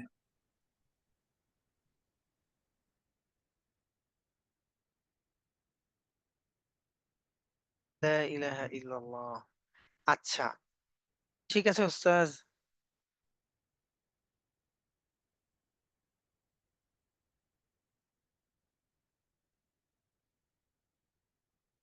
চুল খোলা রাখলে কি গুনাহ হবে? এরকম তো সব সময় থাকা হয়। হ্যাঁ ওস্তাদ, চুল আমাদের পর্দার অংশ। চুল পর্দার অংশ, নারীদের জন্য চুল পর্দার অংশ। চুল যদি গায়রে মাহরামদের সামনে খোলা থাকে, তাহলে অবশ্যই অবশ্যই এটা পর্দার খেলাফ হবে, পর্দার খেলাফ হবে। আবার যদি আমি এমন হয় যে ঘরের মধ্যে হয়তো নিজের স্বাচ্ছন্দ্যের জন্য এমন পোশাকে থাকলাম, যেমন বর্তমান সময়ে আমরা এই ওই যে মানে শর্ট ড্রেস বা এই যে ঘরের মধ্যে মা বোনদের জন্য যে সকল পোশাকগুলো আছে, সেই সকল স্মার্ট পোশাকের ক্ষেত্রে, স্মার্ট বলতে মানে আমাদের বর্তমান সময়ে আধুনিক হিসেবে যে সকল পোশাকগুলো আমরা ব্যবহার করি, আগের দিনের ঢোলা ঢালা না, এরকম ছোটখাটো পোশাকের মতো টি শার্ট, তারপর হচ্ছে স্কার্ট, আরো ইত্যাদি ইত্যাদি, এই সকল পোশাকের ক্ষেত্রেও খেয়াল রাখা যে এমন কোনো পোশাক যদি হয় যে পোশাক আমার নন মাহরাম, আমার মাহরাম যারা আছে তাদের সামনেও আমার এই চেহারা, হাতের অংশ, আর হচ্ছে হাতের কিছু অংশ, তালু আর পিঠ, আর হচ্ছে পা, এগুলো ছাড়া অন্য কোনো আহ অবয়বের অংশ বুঝায়, অবয়বের অংশ বোঝা যায়, তাহলে সেই ক্ষেত্রে সেটা হারাম। কিন্তু সেটা পর্দার খেলাফ, ভালো করে বুঝে বুঝে রাখবেন। টি শার্ট পরতে কোনো নিষেধ নাই, টি শার্ট শরীয়ত এভাবে বলে নাই টি শার্ট হারাম। কিন্তু যদি টি শার্টটা এরকম হয় যেটা পরার কারণে আপনাকে বাহির থেকে, বারান্দা থেকে কেউ দেখে ফেলছে, বা দূর থেকে আপনাকে কেউ দেখছে এবং সেটা আহ দেখার মতন দেখছে, তাহলে অবশ্যই সেটা পর্দার খেলাফ হবে। আর যদি ঘরের ভিতরে থেকে এমন হয় যে আমার মাহরাম যারা তাদের সামনেও আমার যেই অঙ্গগুলো শরীয়ত দেখা দেওয়ার বৈধতা দিয়েছে, চেহারা, হাত আর পা, এই তিনটা অঙ্গ ছাড়া বাকি কোনো অঙ্গের অবয়ব বোঝা যায়, সেটাও কি পরিপূর্ণভাবে পর্দার খেলাফ। আর এগুলো তো, এই পোশাকগুলো পরা তাকওয়ার ক্ষেত্রে, মানে তাকওয়া আছে নাই এই দুইটার মাঝখানে পা দিয়ে এই পোশাকগুলো পরা হয়, বুঝতে পারছেন? তাকওয়া আছে নাই এই দুইটার মাঝখানে পা দিয়ে। তো তার চেয়ে বরং তাকওয়ার উপরেই চললাম, এই পোশাকের, যে পোশাক পরলে পরিপূর্ণভাবে তাকওয়া অবলম্বন করেই চলা যায়, সেই পোশাকই পরা আমাদের জন্য উত্তম। তবে দেখেন, ভালোবাসা আর ভালো লাগা এই জায়গাগুলোতে শরীয়ত কাউকে আটকায়নি কিন্তু। এটা আবার কেউ মনে করেন না যে এখন আমার স্বামী পছন্দ করতেছে যে আমি শর্ট ড্রেস পরবো বা এই ড্রেস গুলো পরবো, সেই ক্ষেত্রে অবশ্যই সেটা আপনাকে অগ্রপ্রাধান্য দিতে হবে, সেটাই আপনার সর্বোচ্চ তাকওয়া। আপনার স্বামীর চাওয়া প্রাধান্য, এটাকে পূরণ করা, এটাই সর্বোচ্চ তাকওয়া। সেই জায়গায় গিয়ে আবার অনেকে আমরা পর্দা করতে গিয়ে স্বামীকেও আসলে খুশি করতে কখনো কখনো করে ফেলি, ভুল করে ফেলি। এটাও যেন না হয়, আল্লাহ আমাদের হেফাজত করুক, আল্লাহ আমাদেরকে সহিহ বুঝদান করুক। আমি আপনাদের অনেকগুলো সময় নিয়ে অনধিকার চর্চা করে ফেললাম। আজকের মতো আমরা যা যা আলোচনা করলাম, আল্লাহ তাআলা আমাদেরকে এই সব বিষয়গুলো বুঝে আমাদের জিন্দগিতে আমলে আনার তৌফিক দান করুক। সুবহানাল্লাহি ওয়া বিহামদিহি, সুবহানাকাল্লাহুম্মা ওয়া বিহামদিক, আশহাদু আল্লা ইলাহা ইল্লা আনতা, আস্তাগফিরুকা ওয়া আতুবু ইলাইক। আসসালামু আলাইকুম ওয়া রাহমাতুল্লাহ। ওয়ালাইকুম আসসালাম রহমতুল্লাহ।